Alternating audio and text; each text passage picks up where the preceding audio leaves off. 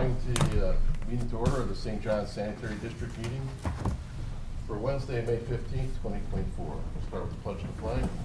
I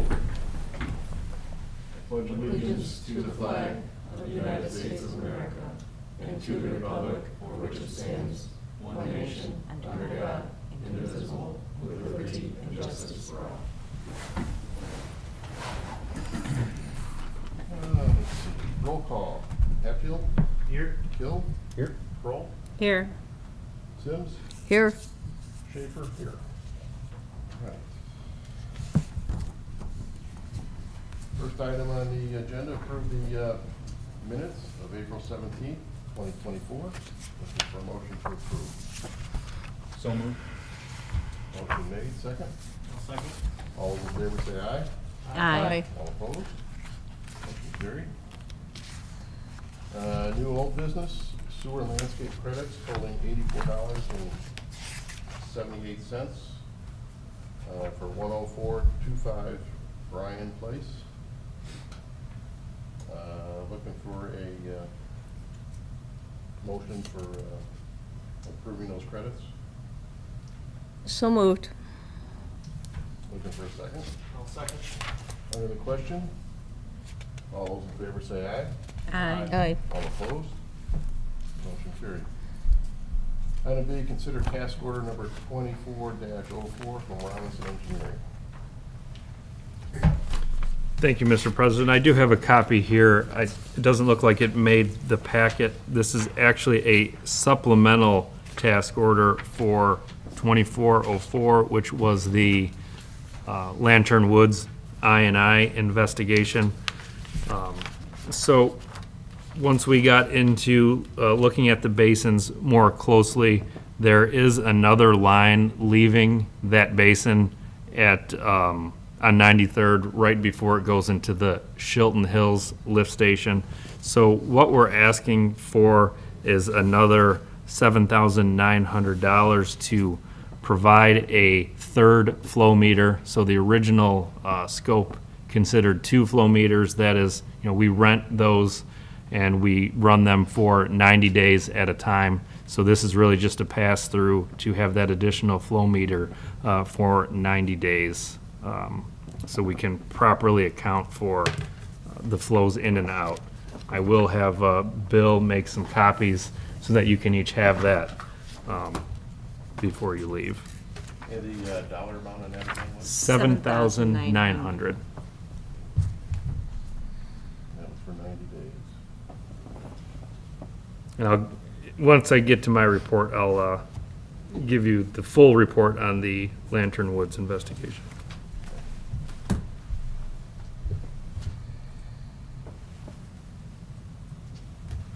Looking for a motion to consider task order 24-04 supplemental agreement with Robinson Engineering in the amount of $7,900 for an additional flow meter for the Lantern Woods I&I study. So moved. I'll second. Motion made in second. All those in favor say aye. Aye. All opposed? Motion carried. Next item is Baker Tilly Financial Plan. Evening. I think you guys were in the crowd probably when I was talking the first time, so I'll skip the introductions. You all should have in front of you the Sanitary District Sewage Works report, also dated May 8th. Very similar format to what I went through for the water utility. I will again reiterate, the Sanitary District does have a small portion and budget that's funded through the civil budget and through a property tax rate. What I'm talking about tonight is really your sewage utility and what's funded through the user fees associated with that utility. If you'll start on page 2, same snapshot that you saw in water, about halfway down, you'll see the total fund balances. So that's both cash and investments. You're at about $7.2 million in the far right column at the end of 2023. What you'll notice is all 3 years you're seeing a cash buildup, so you are generating positive cash flow the last 3 annual cycles in this utility. If you flip to page 3, again, this is going to show you on the left-hand column or left-hand side Receipts at the top, primarily sewage collections. You guys bring in a little less than $4 million per year. You have your operating disbursements, the largest of which is your treatment contract with the town of Sherrillville. Then you have your below the line revenue, line items, interest income, sewage taps, system development charges, the same things or similar things we talked about in the water utility. And then you have your non-operating disbursements, really in 2 or 3 main categories. You have your debt service, both the bonds that are in your name as well as bonds that are really for Sherrillville, whether you're buying more capacity or upgrades they made to their plant that you guys share in. You have your payment in lieu of tax that you do make to the town's general fund, and then you have your capital improvement line spending. Across the top, you have 3 years of historical, and then you have your 2024 budget as was adopted, as was presented, and as is included in the Gateway portal for the town. What you'll notice historically is if you look across 3 lines from the bottom, you've had positive cash flow each of the last 3 years. As you go into 2024, you see a very large negative cash flow projected. That's primarily all driven, or is all driven, by the line 2 lines above that, your capital improvement spending being $4.2 million. And I'll go through that in later detail. There's a significant amount of capital included in this, mainly relates to Sherrillville and upgrades needed by then. It's my understanding in talking with Public Works that likely is all not going to be incurred in 2024, will be spread out over other years, but we'll talk through that in the 5-year plan page in more detail. I'll also draw your attention to 2 lines above the capital improvements. Do you see that water loan repayment, the $500,000? This is the opposite side of what I talked about in water. This is the payment going out. You have the last couple of years of that, then that $500,000 cost goes away for sanitary as well and moves in the opposite direction of water. It's a positive. Pages 4 and 5, again, just like water, this is the detail. You end up at the same place, but I'm showing you the detail behind the expenditures in this. 2 of the big ones that are really, and Bob, I'll reference for Public Works to also make sure and look into, because these are really ones that are fluctuating operating-wise. One is towards the top third of page 4 under collections, materials, and supplies. You'll see we have a budget of $233,000 in the far right columns. Everybody see that number where I'm drawing? If you look historically, that number has fluctuated all over the place, okay? So saying like in 23, you had hardly any spending on materials and supplies, but we're anticipating it'll go back to more in historical years and be in the a couple $100,000 range, okay? And then the other one, if you go down under lift stations, under contract services, you'll notice that one is about 5 times or 4 times historical spending in 24. There is a footnote to that. That does include some SCADA and some software fees related to new lift station maintenance that is included in that budget. That's why that's so much higher than the historicals, okay? If you go to page 6, this is what I alluded to earlier. This is that 5-year capital plan. What you'll notice is this actually is a little bit more robust than water, and a lot of this is driven because of the back and forth or information coming from Sherrillville currently. And you'll see in the 2024 column, many of those large ticket items like the sludge storage building, some clarifier rehab, some aeration tanks, valves, etc., related to the treatment of your sewage. Okay, this is one that obviously to Public Works and Engineering, if we can scrub this, I know it's a couple months old at this point, what's really going to fall in 24, what's not going to fall in 24. I think the last meeting I was at, there was discussion of, is there going to be some conversation with Sherrillville, what actually does need done, what are you guys going to share in? There was some capacity discussion at a meeting I was at. Do you guys need more capacity in the future? I think there was, and I'm not trying to put words in anybody's mouth, but there was a discussion months ago, Sherrillville would be able to provide more capacity if needed, but then a couple months later, maybe there wasn't going to be more capacity if needed in the future. Those are all questions I have, because if you're going to take more capacity from Sherrillville, even if you could, it's not going to be free. So if you have to do some sort of funding for these projects, and you also think you're going to need future increases in capacity, we should try to solve both of those at the same time, because you may have to do a bond issuance or something like that to fund that purchase of capacity and improvements. Any questions on that? Okay. If If you go to page 7, I'm going to show you the same graphs that I showed you in the water. The top shows you receipts and disbursements left and right, each of the years. What you'll notice once again is in the disbursements, the capital stack, the top on each of those stacks is really what's driving the shortfall in revenues, and primarily in that first year in the Sherrillville costs. Again, just like water, if you go back to 2021 when the rate adjustment was done, and in sewer in 2021 a 10% rate increase was what was adopted, to that same 4,000 gallon user that was about $2.25 per month. So a pretty reasonable rate increase for 3 years ago. At that time where we estimated you would be today, 3 years later, your revenues are tracking right on track once again. Your operating expenditures are actually the 2024, 2025 budgets that we're showing are pretty close to where we thought you would be at this point in time. So those are tracking really closely as well. Again, it's capital. At that time, we didn't know anything about these Sherrillville projects, so those weren't included. We just had a placeholder because there wasn't a capital plan in place at that time of $300,000 per year. When you go back and include the Sherrillville projects on the previous page, it's about $1.8 million per year. Now that's all front loaded in 2024, being over $4 million of that, but over a 5-year time frame, it's about $1.8 million on average, versus your rates being set to afford about $300,000. So obviously you're going to hit that same shortfall if you do all of these capital projects. You can see that in the chart below, where you show yourselves about in 25, 26, 27, really getting down to basically right at minimum reserves or a little bit ahead of them. So again, there's nothing immediately needed, but, well, actually, I'll wait to go to kind of that as my closing comments.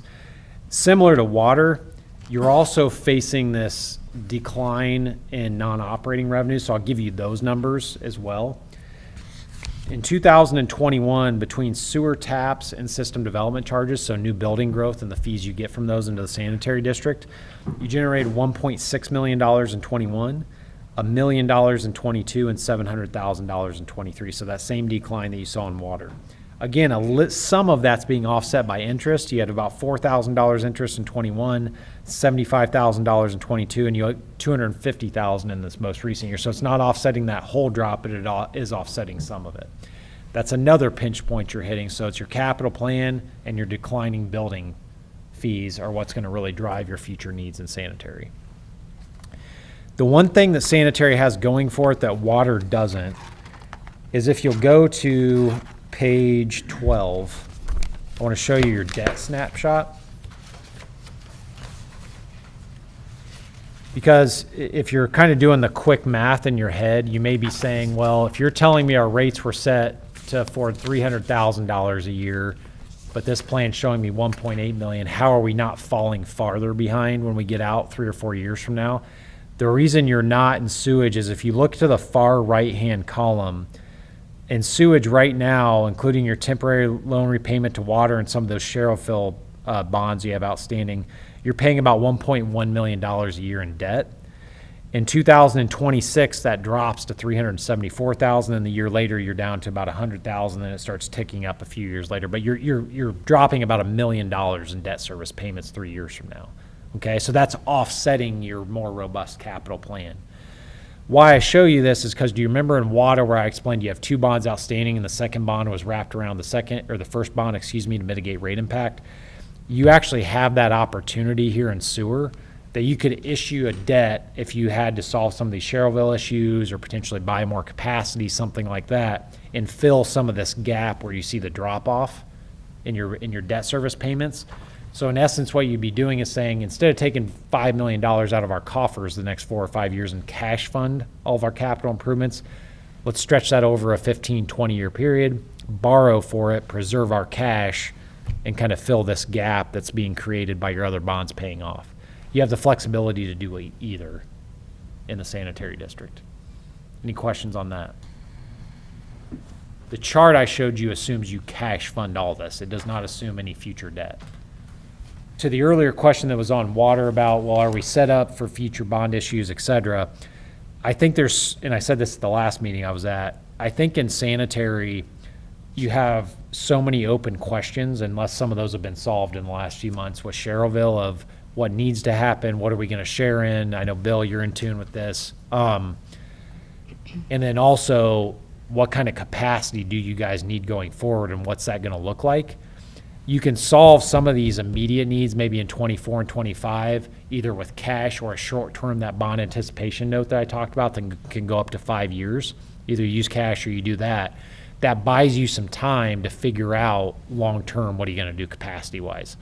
What I want you to avoid is saying, okay, let's go do a $4 million bond next year, do all the Sherrillville stuff that we have to do, and then you turn around 3 years later and say, oh yeah, now we got to buy more capacity too, and you go do another X million dollar bond. Now you've issued a bond twice, you paid our fees, legal fees, all of that. Do the short-term financing now if you want to preserve cash, buys you some years to do one bond in total in a couple of years. And I'm kind of curious, is that what happened on the water side as far as restructuring the first bond, where you say wrap it around the first one? Is that essentially what happened before? The first bond, we didn't have a bond anticipation note. That was just in 2021 when the bond was issued. We just structured the bond around the 2017 bond just naturally. We used that kind of waterfall effect just to structure it. We didn't have that interim financing. Just because it was like a guess basically at the time? Or? No, it wasn't a guess. It was just we wanted to mitigate rate impact. And so instead of, actually I'll explain it on this page since you have it in front of you. If you look at page 12, water kind of works similar to this, but if you issued a bond today on page 12 and said we want full principal in 2024 and 2025, you're going to stack principal on those $1.1 million payments, and your rates legally have to be able to support your highest debt service payment year. So your rates would be set for those years, even though you have a drop off 3 years from now. You can't account for that in the rates because you have to go at the max. So in water, what we did is we deferred principal so that you had a max later on and didn't have to over increase your rate, so to speak. Right, we preserve our cash. Exactly. For later. And that's what I would say you should do on sewer if you issued a bond or a ban in the next couple of years. As that drops off, if I'm correct, you pay down your principal with a bigger, a larger payment. Well, your payment's structured so it ends up paying that principal down. Yes, and as you get closer to the end of the bond, you're paying much more in principal versus interest in the share, just like a mortgage or anything like that. So yeah, it starts to pay off quicker, correct? No, I just have one question, because there was some discussion before about possibly tying in our southeastern subdivisions to Crown Point as opposed to Sherrillville, if that would be more cost effective. I know those are just preliminary discussions, et cetera. Is anything relative to that built into this, or that's a whole different thing? That's a whole, so nothing related to future capacity is built in here because I don't have anything to even go on by that. Okay. And those were just conversations, what if Yep. it would be more cost effective to tie into Crown Point and their new water treatment plan as opposed to sending everything up to Sherrillville. But So- again, And I'll jump in, Patty, I'm sorry to interrupt. So I've been That's fine. having conversations with Sherrillville. As far as their capacity, it doesn't look like they're gonna need to expand anything. We have talked and we have agreed, and there is some numbers obviously that have to be figured out, but we are going to purchase 10% more. That'll take us to about 3.6 or 3.8 million gallons a day. We're currently right around 2.8 roughly. So if everything that was in the plans right now was to be built overnight, the capacity that we have at the 2.8 is more than enough. And with future growth, the way it's proposed or the way that it's going, we'll be okay probably up until 2039 with that type of capacity. That's without good. building on, because they don't need the expansion because their numbers aren't where they thought they were going to be right now. but that's good, because before, 6 months ago, that was waffling back Right. and forth, so that's good news. Yeah, Okay. so I have Cool. a little bit more detail for you guys the next meeting or so. Okay. Yeah. Good news. Mhm. Thank you. And Bill, are you getting even to the point yet of talking price on that, or how that worked for purchasing of the additional capacity? Yeah, so we're working out all the Okay, details, good. and as soon as we have that, Chad, Awesome. I'll Yep. shoot over to you. So that's exactly the domino I need, because then you can fit that into, the sludge building and all these kind of things, and then we can develop a financing plan Right. for you to preserve cash, utilize the fall off. I'm not saying you won't have a rate increase at all, but it will be manageable likely because you have this debt capacity freeing up in 2 years. So you just have more flexibility here than you do water.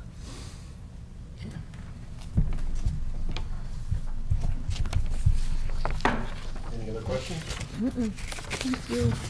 I'd like to see if there's a motion to accept the plan from Baker Tilly. So moved. I'll second. All those in favor, say aye. Aye. All opposed? Motion carried. Reports and correspondence, Robinson Engineering, project updates.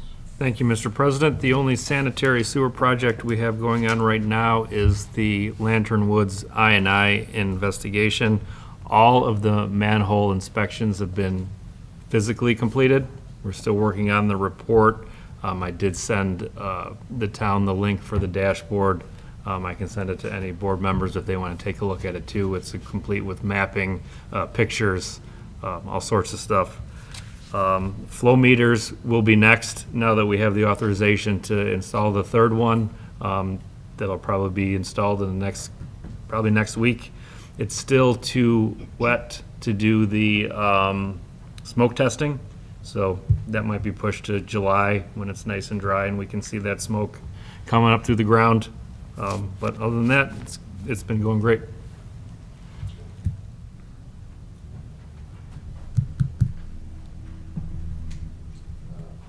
Public Works, Bob? I do have disappointing news. We will not be getting our sewer vac truck until October now.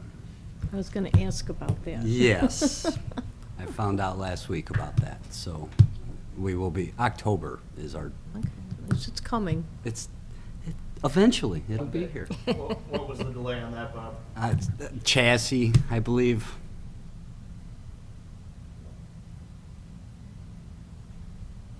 As soon as I heard October, I was done listening to him, so. It's not sitting on the ship out in Maryland, is it? no, Okay, no. good. That's all I have. Okay. Town manager, any report?